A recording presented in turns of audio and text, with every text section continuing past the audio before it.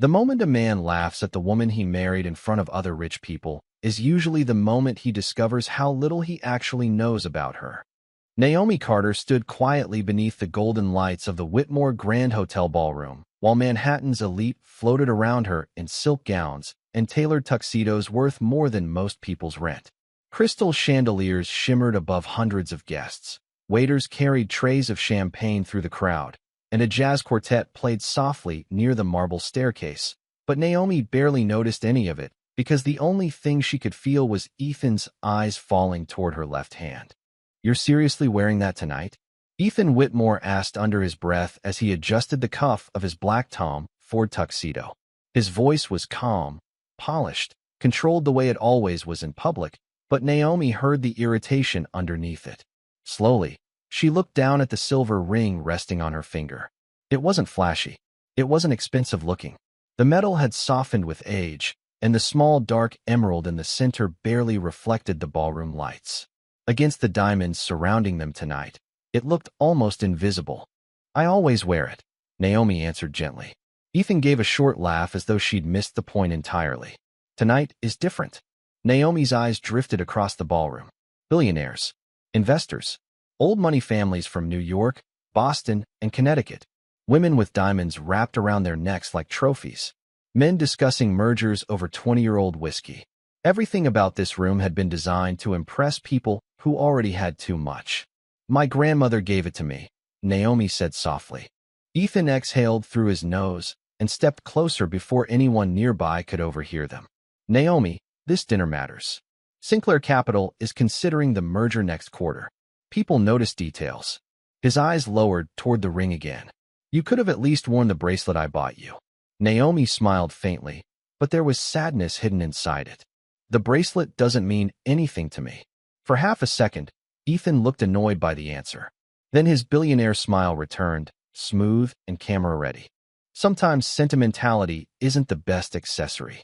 Before Naomi could respond, the ballroom doors opened wider as another wave of wealthy guests entered the gala. Cameras flashed near the entrance. Someone from Forbes was interviewing a tech CEO near the staircase. Across the room, laughter echoed beneath the music. Ethan straightened his jacket and extended his arm toward her. "Come on," he said. "Try not to look uncomfortable tonight." Naomi placed her hand lightly against his arm, but her fingers curled protectively around the old ring at the same time. As they walked deeper into the ballroom, she could already feel the stares beginning. Not because she wasn't beautiful. Naomi Carter had the kind of beauty people remembered after conversations ended. Smooth, dark skin glowing beneath the warm lights, elegant posture, quiet eyes that seemed to notice everything before speaking. But beauty alone was never enough in rooms like this. Old money demanded signals, symbols, proof. And tonight, her tiny silver ring looked painfully out of place among 20-carat diamonds and platinum watches. Ethan greeted investors with effortless confidence while Naomi stood beside him with graceful silence. But every few minutes someone's eyes drifted toward her hand, toward the ring, toward the thing that clearly didn't belong. Then Ethan leaned closer again and murmured quietly enough for only her to hear. "Just don't tell people it came from a pawn shop." Naomi felt the words settle heavily inside her chest, but she didn't argue. She didn't defend herself. She only smiled softly, as if she knew something the rest of the room didn't. And somewhere across the ballroom, an older woman holding a champagne glass suddenly froze the moment she noticed the ring too. Naomi could feel the atmosphere changing long before anyone said another word to her directly. It always started the same way in rooms like this. A glance that lasted half a second too long. A smile that looked polite but carried judgment underneath it. A subtle lowering of the eyes towards something expensive enough to measure a person's worth. Tonight, that something was the silver ring on her hand. Ethan moved naturally through the ballroom like he belonged to every inch of it. Investors shook his hand. Politicians recognized him instantly. Waiters greeted him by name. Naomi followed beside him with graceful composure, listening as conversations floated around her like cold smoke. Discussions about private jets, vineyard acquisitions in Napa, a $7 million penthouse overlooking Central Park. One woman near the bar casually mentioned spending $80,000 redesigning a vacation kitchen in Aspen while another complained about flying commercial for 45 minutes because of weather conditions. Naomi remained quiet, but not because she felt intimidated. She simply understood that wealth often made people loud about things that did not matter. Ethan stopped near a circular dinner table where several executives from Sinclair Capital were already seated. Crystal glasses reflected the chandelier lights while soft jazz drifted through the ballroom. Naomi recognized one of the women immediately from financial magazines. Victoria Hale, real estate billionaire, divorced twice, famous for humiliating people with elegance sharp enough to pass as humor. Ethan, Victoria said warmly as he approached. You finally brought your beautiful wife. Ethan smiled proudly and rested a hand against Naomi's back. Naomi, this is Victoria Hale. Naomi extended her hand politely. It is nice to meet you. Victoria accepted the handshake, but her attention stopped almost immediately at Naomi's ring. Her perfectly manicured fingers lingered for a second longer than necessary. Oh, she said lightly. That is interesting. Naomi smiled softly. It belonged to my grandmother. Victoria tilted her head. Sentimental jewelry always fascinates me. I donated most of mine after my second divorce. A few people around the table laughed quietly. Ethan chuckled with them before reaching for a champagne glass from a passing tray. Naomi holds on to everything meaningful, he said casually, even when upgrading would be easier. The comment sounded harmless enough for strangers, but Naomi heard the message underneath it clearly. Upgrade, replace, improve.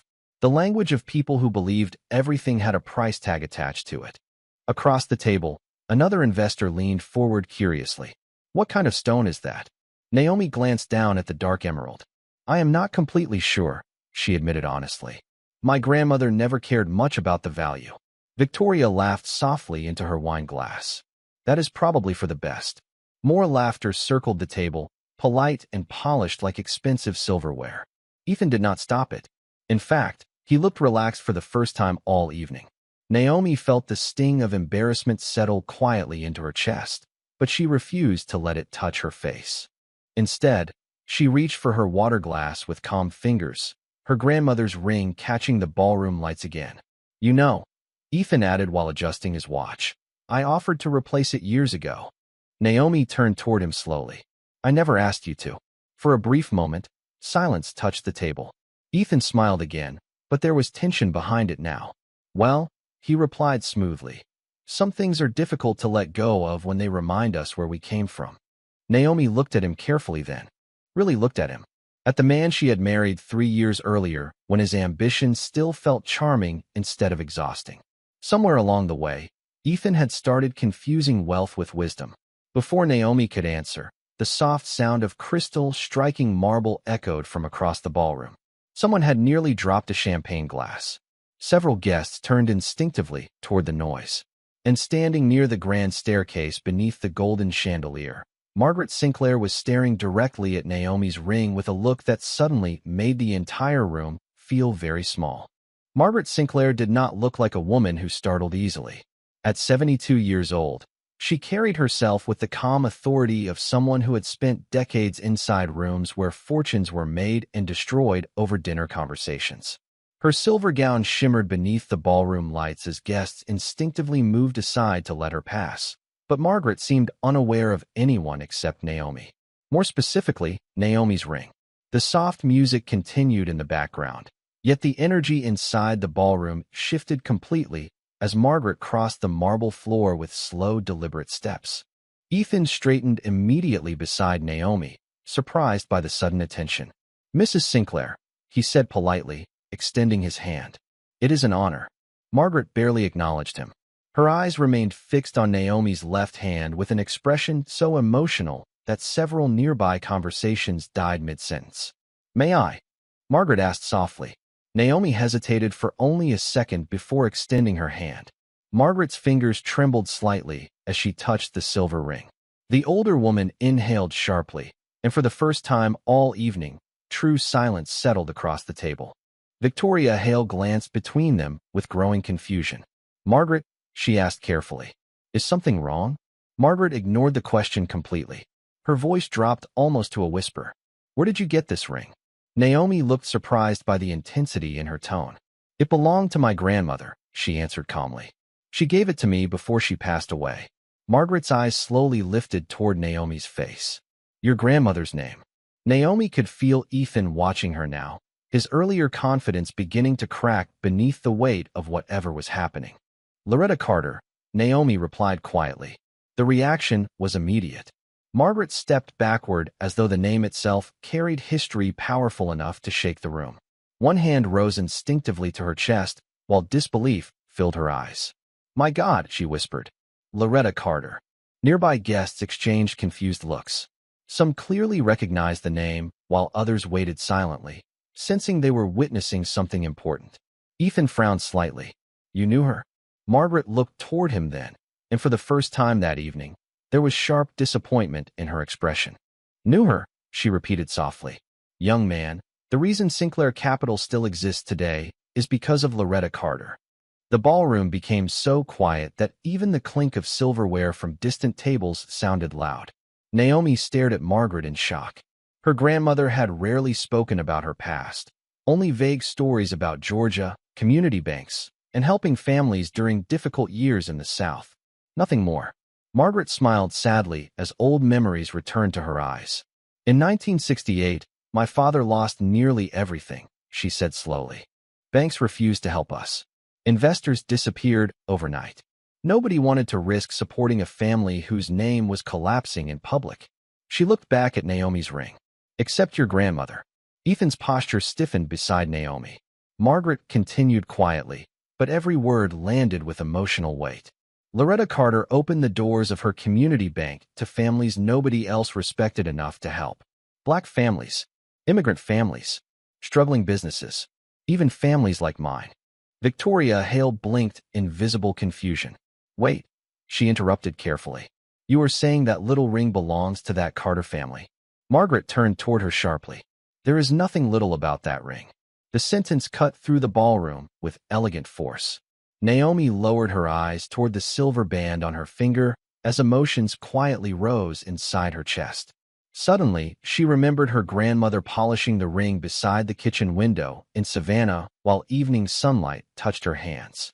She remembered the stories about dignity, about never measuring worth by money alone, about carrying history with grace instead of arrogance. Ethan said nothing now. For the first time since arriving tonight, he looked uncertain inside his own world. Margaret's voice softened again as she looked at Naomi. Your grandmother once told my father that true wealth was not about what people displayed in public, she said gently. It was about whose lives still stood because of your kindness after difficult times passed. Naomi swallowed quietly while the ballroom lights reflected against the emerald stone. Around them, the same people who had laughed only minutes earlier now watched her with entirely different eyes. The ballroom no longer looked at Naomi Carter the same way. Just minutes earlier, she had been another elegant wife standing quietly beside a billionaire husband. Now conversations paused when she walked past. Investors who had barely acknowledged her presence suddenly straightened their posture when she glanced their way. Even the air around her felt different, heavier somehow, charged with the uncomfortable realization that an entire room full of wealthy people had mistaken simplicity for insignificance. Margaret Sinclair remained beside Naomi with unmistakable warmth in her expression. Your grandmother changed lives, she said gently. People like to rewrite history once they become successful, but I remember who stood beside us when nobody else would. Naomi lowered her eyes briefly. She never talked about it very much. That is because truly dignified people rarely announce their kindness, Margaret replied. Nearby, Victoria Hale shifted awkwardly in her chair before forcing a thin smile. Well, she said lightly, trying to recover the atmosphere. It seems we all underestimated the ring. Margaret turned toward her with calm precision sharp enough to silence the table again. No, she corrected softly.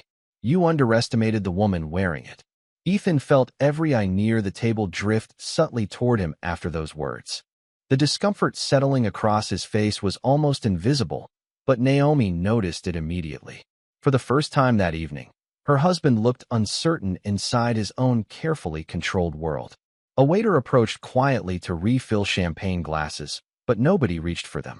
The energy at the table had shifted too dramatically for anyone to pretend the evening was still normal. Margaret's attention returned to Naomi.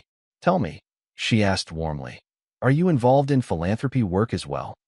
Ethan opened his mouth first, instinctively stepping back into familiar territory. Naomi mostly handles community projects quietly, he explained. She does not really enjoy public attention. Naomi looked at him slowly after the sentence. Mostly because it was not true. She had spent years building scholarship programs in Brooklyn and funding literacy centers through anonymous donations. But Ethan had always treated those projects like sentimental hobbies instead of meaningful work. Margaret seemed to notice the silence between them instantly. Quiet work often matters the most, she said carefully. Then her eyes settled thoughtfully on Naomi again. In fact, Sinclair Foundation is opening applications for our new National Heritage Board next month. Several guests nearby visibly reacted to the statement. That board was known throughout New York philanthropy circles as one of the most exclusive charitable institutions in the country. Membership was invitation only. Margaret smiled gently.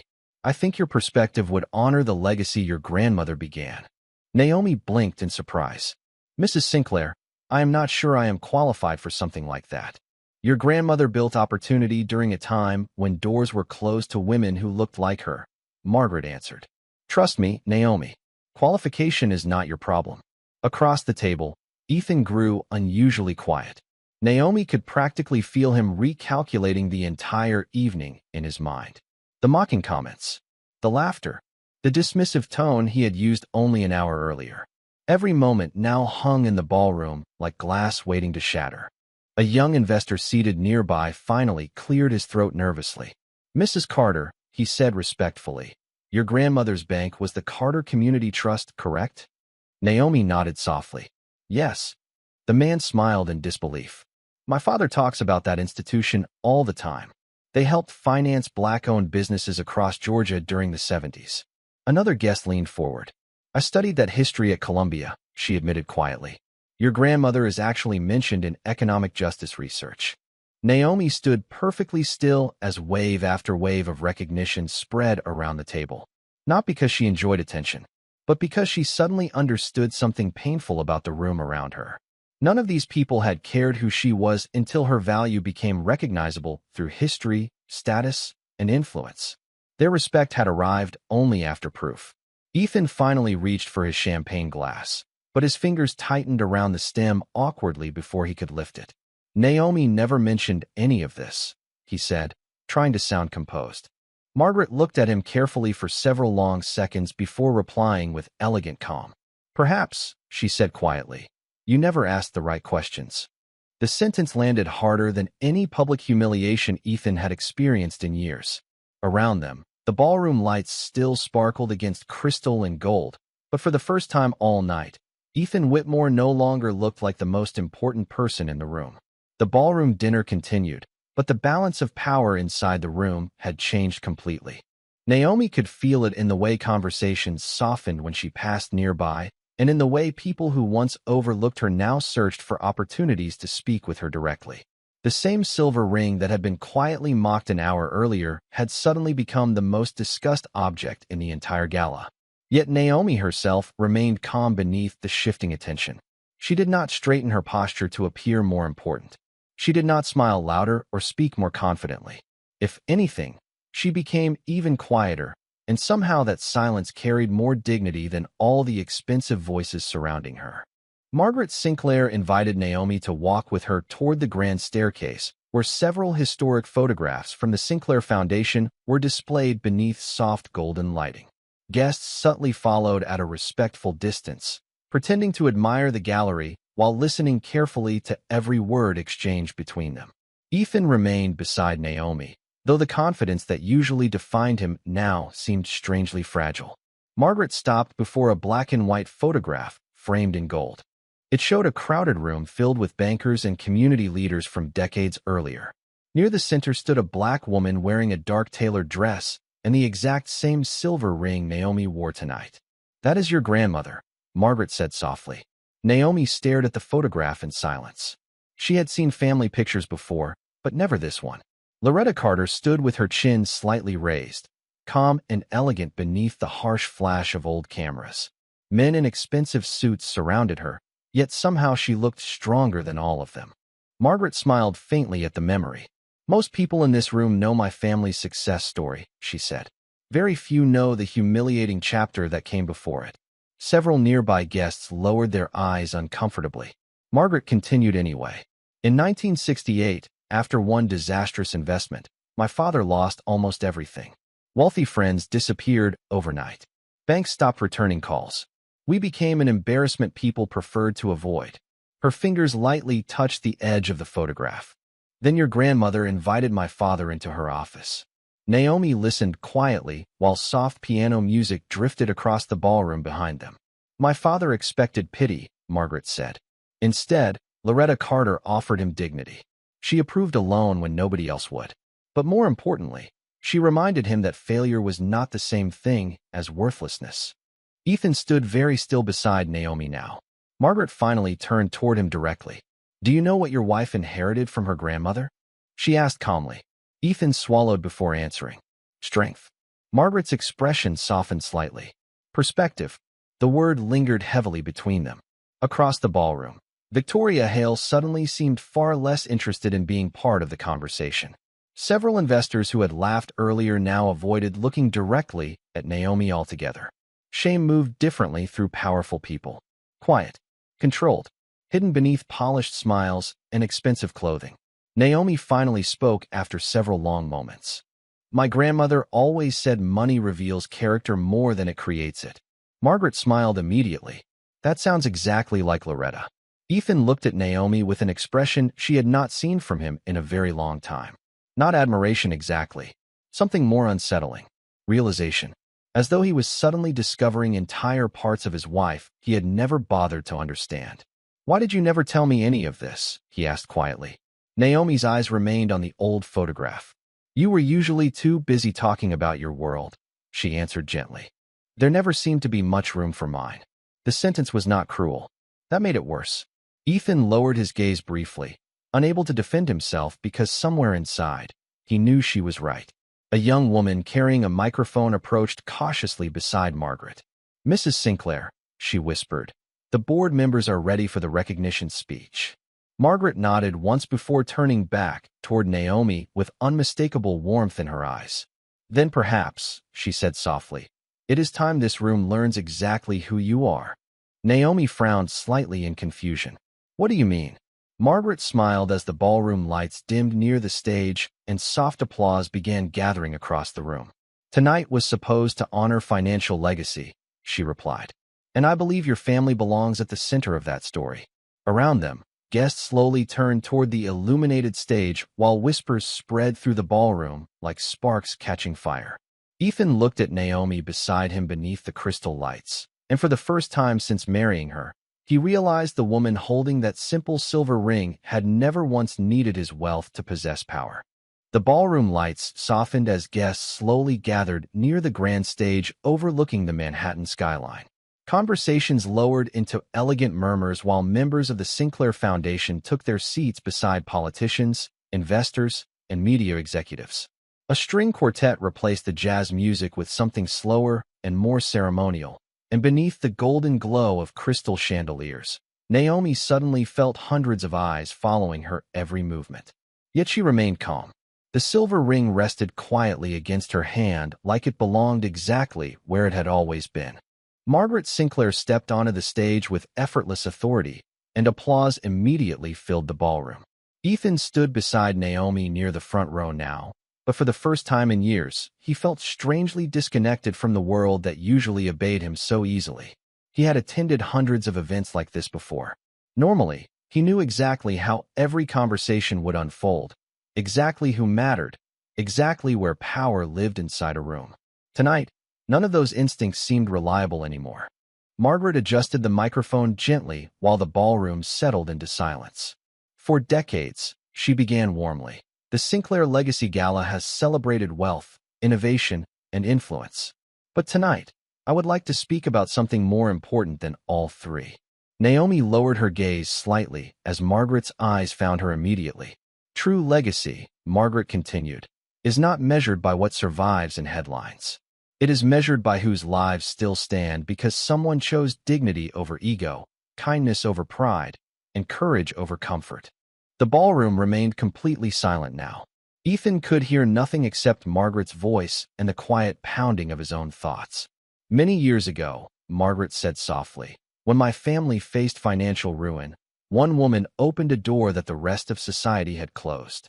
A black-and-white photograph appeared on the enormous screen behind the stage. Loretta Carter stood proudly beside community leaders beneath the faded flash of old cameras. A visible wave of recognition spread through the audience.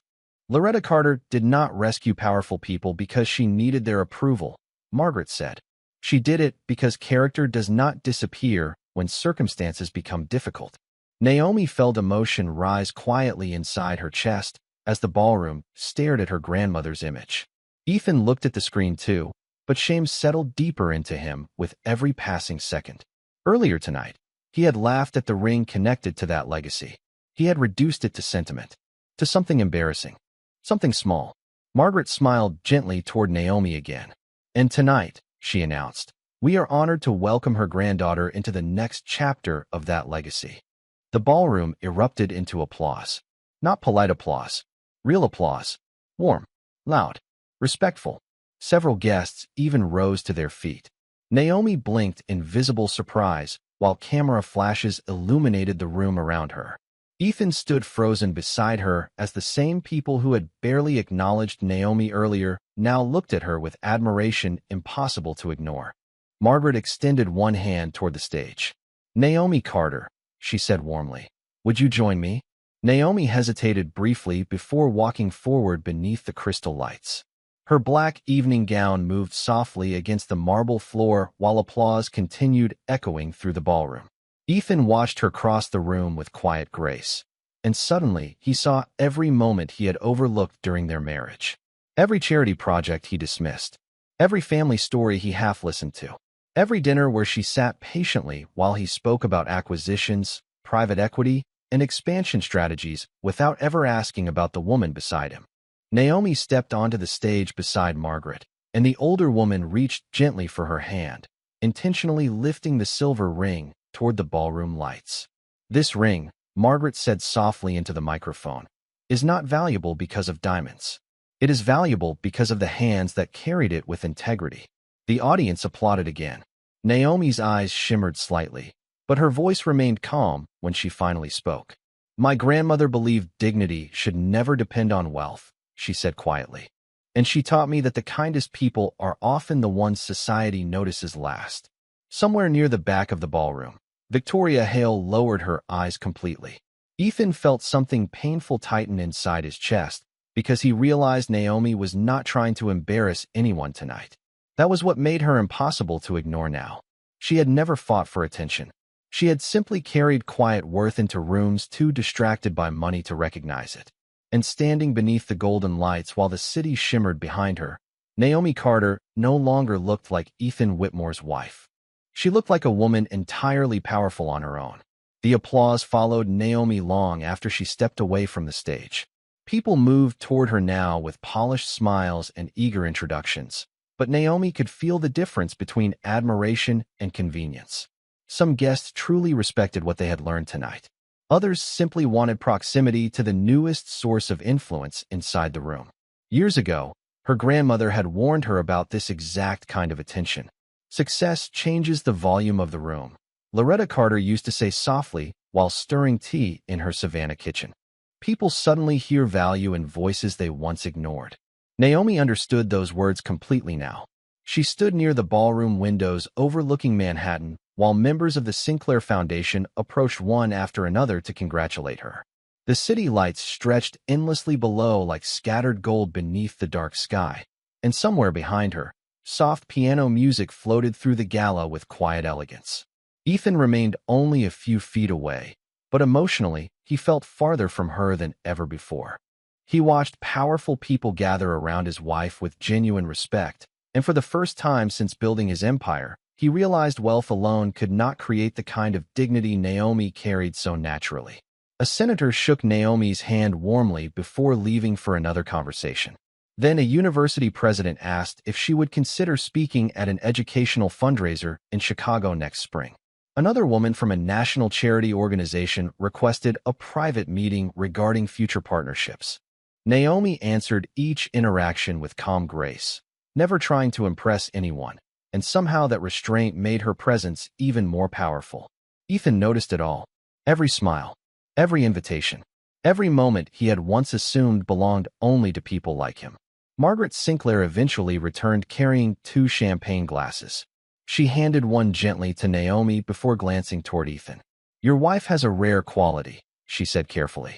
Ethan managed a polite smile. "I am beginning to realize that." Margaret studied him for a moment, wise enough to hear the regret beneath his words. "The dangerous thing about privilege," she replied softly, "is that it can convince people they are the ones defining value instead of simply recognizing it." Ethan lowered his gaze briefly. The sentence hit harder because it was true. Across the ballroom, Victoria Hale was speaking quietly with several investors now, though her confidence from earlier had completely disappeared.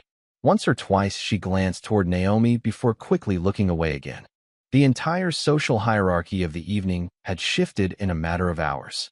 Naomi noticed Ethan staring into the crowd and finally spoke quietly beside him. "You do not have to look so miserable." Ethan turned toward her slowly. The softness in her voice somehow made the shame worse.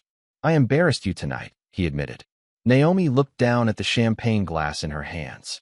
"No," she answered gently. "You revealed yourself tonight." Ethan inhaled sharply at the honesty of the sentence. There was no anger in her tone, no cruelty, just truth delivered with elegant calm. A silence settled between them while laughter echoed softly from distant corners of the ballroom. "Naomi," Ethan said quietly after a moment, "I really did not understand." She looked at him then, her dark eyes steady beneath the crystal lights. "That is the problem," she replied. "You never thought you needed to." The words stayed suspended between them while the city shimmered outside the glass windows. Ethan suddenly remembered dozens of small moments from their marriage that now felt painfully different. Naomi speaking about community projects while he checked emails during dinner. Naomi mentioning stories about her grandmother while he half listened before changing the subject back to business. Naomi quietly donating time and money to causes he barely asked about because he assumed they belonged to a smaller world than his own. But tonight that smaller world had become the center of the entire ballroom. A photographer approached carefully beside them. "Mr. and Mrs. Whitmore," he asked politely, "would you mind taking a photo together for the foundation archives?" Ethan instinctively stepped closer toward Naomi, but something unexpected happened then. Naomi hesitated. Only briefly. Most people around them would never have noticed it. But Ethan felt it immediately. For the first time in their marriage, his wife looked uncertain about standing beside him publicly. The photographer smiled awkwardly while adjusting his camera. Naomi finally moved beside Ethan beneath the golden chandelier, graceful as always, but there was distance in her posture now. Emotional distance. Quiet distance. The kind that did not appear suddenly. The kind built slowly through years of being unseen. The camera flashed once, and as the bright light faded across the ballroom, Ethan Whitmore realized he was no longer afraid of losing status, power, or business influence. He was afraid of losing the respect of the one woman who had quietly possessed more character than everyone in the room combined. The gala finally began to dissolve into smaller conversations as midnight approached. Guests slowly filtered toward private lounges, elevators, and waiting town cars while Manhattan glowed beyond the towering ballroom windows like a city made entirely of light. Crystal chandeliers still shimmered overhead, but the emotional storm of the evening had already settled into something quieter and far more dangerous. Realization. Ethan Whitmore stood near the entrance beside Naomi while valets prepared their car downstairs. People continued stopping them every few minutes now, but the interactions looked completely different from earlier in the night. Investors who once greeted Ethan first now addressed Naomi directly. Foundation directors asked for her contact information. 2 women from a historical preservation society invited her to a private luncheon in Georgetown. A reporter from a financial magazine requested an interview about the Carter family legacy. Ethan watched all of it happen with growing silence. Not jealousy exactly. Something deeper. The unsettling understanding that Naomi had always possessed this grace, this intelligence, this quiet authority, and he had simply failed to see it because it arrived without arrogance. Margaret Sinclair approached them one final time before leaving the ballroom. She embraced Naomi warmly and pressed a small cream-colored card into her hand. "Call me next week," she said softly. "There are important conversations we need to continue." Naomi nodded politely. "Thank you for tonight." Margaret's eyes softened with unmistakable affection. "No, my dear," she replied. "Thank you for reminding this room what real legacy looks like." Then she turned toward Ethan. The older woman studied him for a long moment before speaking quietly enough that only he could hear. "Do not make the mistake of believing tonight changed your wife," she said calmly. Tonight only revealed her. Ethan stood speechless as Margaret walked away beneath the ballroom lights. Her words followed him long after she disappeared into the elevator corridor. A few minutes later, Naomi and Ethan entered the private elevator leading down to the underground parking garage. The doors closed softly behind them, sealing away the noise of the gala almost instantly. Silence filled the mirrored space. Thick, elegant, uncomfortable. Naomi stood near the opposite side of the elevator with calm posture, her reflection glowing beneath the soft lighting overhead. Ethan loosened his bow tie slowly, exhaustion finally visible across his face. For several seconds, neither of them spoke. Then Ethan looked at her reflection in the mirrored wall and said quietly, "I am sorry." Naomi remained still. "For what part?" The question landed with painful precision. Ethan swallowed before answering. "For tonight." Naomi's eyes lifted toward him through the mirror. "Only tonight." The elevator continued descending floor by floor while soft instrumental music drifted faintly through hidden speakers. Ethan suddenly felt trapped inside every careless moment of their marriage all at once. "Naomi," he said carefully, "I know I sounded arrogant earlier." "Earlier," she repeated softly. "Ethan, you laughed at my grandmother's ring in front of strangers." He closed his eyes briefly.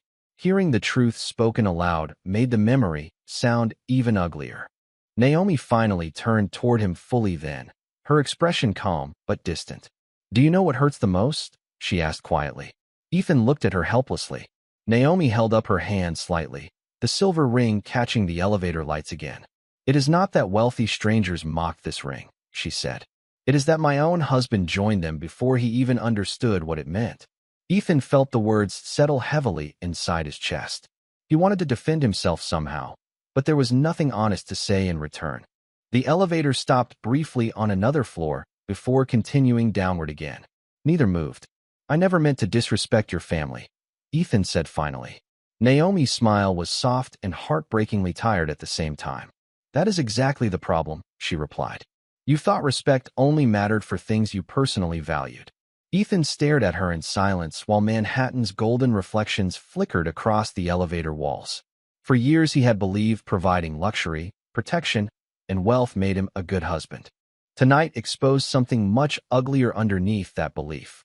He had admired Naomi's beauty, appreciated her calmness, enjoyed her elegance beside him at events, but he had never truly learned her history, never truly honored her voice, never asked enough questions to understand the woman he married beyond the version that comfortably fit inside his world.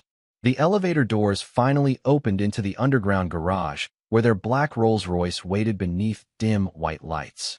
But neither of them stepped out immediately. Naomi looked at Ethan quietly one last time before speaking in the same calm voice that somehow cut deeper than anger ever could. "You spent years teaching me how your world works," she said softly. "Tonight was the first time your world realized I came from one worth respecting too." The drive home through Manhattan was quieter than any argument Ethan Whitmore had ever experienced.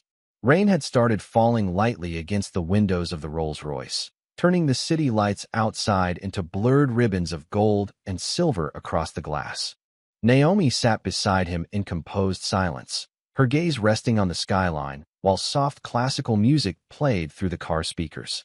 Normally, Ethan filled quiet spaces easily. Business calls, market updates, strategic conversations. But tonight, every word felt too small compared to the truth he had finally been forced to confront. He glanced toward Naomi several times during the drive, studying her profile beneath the passing lights. The calm expression, the elegant posture, the silver ring still resting against her hand. How had he spent 3 years married to this woman without understanding the depth beneath her silence? The realization followed him all the way into their penthouse overlooking Central Park. Floor-to-ceiling windows framed the sleeping city below, while soft amber lights illuminated the marble interior. Usually the apartment felt impressive to Ethan. Tonight it simply felt empty. Naomi stepped out of her heels near the entrance and placed her evening clutch carefully on the console table. The ballroom glamour was fading now, replaced by the quiet intimacy of truth after performance ends.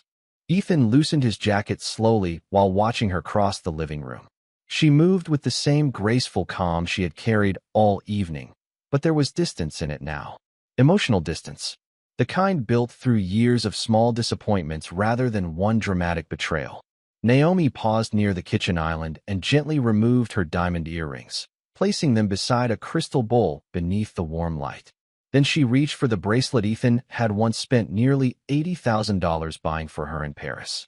She unclasped it carefully and set it down beside the earrings. One by one, the symbols of luxury disappeared into silence. But the silver ring remained. Ethan noticed immediately. Naomi rested her fingertips lightly against it for a moment before turning toward the city windows again. "You never take that ring off," he said quietly. Naomi looked down at her hand. "It reminds me who I am." The honesty in her answer settled heavily inside the room. Ethan walked closer slowly, stopping only a few feet away. "Naomi," he said carefully, "I know I failed you tonight." She gave a faint, tired smile. Tonight was just louder than usual. Ethan lowered his eyes briefly. The sentence hurt because it carried years inside it. Years of interruptions. Years of assumptions. Years of treating her kindness like background music instead of wisdom worth listening to. Outside the windows, rain continued falling softly across Manhattan, while distant headlights moved through the streets below like scattered stars. "Why did you stay with me?" Ethan asked suddenly. Naomi looked surprised by the question. Ethan exhaled slowly before continuing. "You could have married someone who understood you better. Someone who respected where you came from without needing an entire ballroom to explain it first." Naomi studied him quietly for several long seconds. "Because when I met you," she answered softly, "you were still curious about people. Somewhere along the way, success made you believe admiration was the same thing as understanding." Ethan felt the truth of those words settle deep inside him. She was right. Over the years, he had become obsessed with status, image, influence, and power. He learned how to evaluate rooms instantly. Who mattered? Who could benefit him? Who belonged? And without realizing it, he had started measuring Naomi through that same shallow lens. He moved closer again carefully. "Can you forgive me?" Naomi's expression softened, but sadness remained in her eyes. "Forgiveness is easy," she said quietly. "Trusting that someone truly sees you after years of being invisible beside them is harder." Ethan looked at her then, not as the elegant wife who completed his public image, not as the beautiful woman standing beside him at charity galas, but as Naomi Carter, granddaughter of Loretta Carter, a woman whose dignity existed long before she entered his world and would continue long after it. The woman he should have listened to from the beginning. Naomi turned back toward the city one final time, her reflection glowing softly against the rain-covered windows. The silver ring caught the light again beneath the Manhattan skyline, simple and unshaken after all these years. Ethan stood quietly behind her, finally understanding what the room had recognized before he did. Some people carry wealth in bank accounts. Others carry it in character. And for the first time in his life, Ethan Whitmore realized the rarest kind of power had never belonged to him at all. It belonged to the woman wearing the simple silver ring.